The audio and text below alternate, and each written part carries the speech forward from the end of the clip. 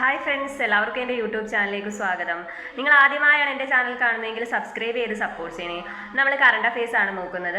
2025 ബഷീർ അമ്മ മലയാള പുരസ്കാരം നേടിയത് തരുൺ മൂർത്തിയാണ്. 2025 ബഷീർ അമ്മ മലയാള പുരസ്കാരം നേടിയത് തരുൺ മൂർത്തി. 2025 അന്താരാഷ്ട്ര യോഗ ദിന വേദി എവിടാണ്? വിശാഖപട്ടണമാണ്. 2025 അന്താരാഷ്ട്ര യോഗ ദിന വേദി വിശാഖപട്ടണം.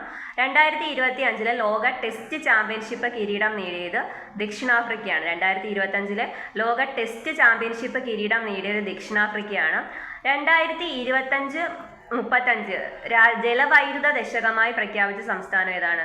2025-35 ജലവൈദ്യുത ദശകമായി പ്രഖ്യാപിച്ച സംസ്ഥാനം അരുണാചൽ പ്രദേശാണ്.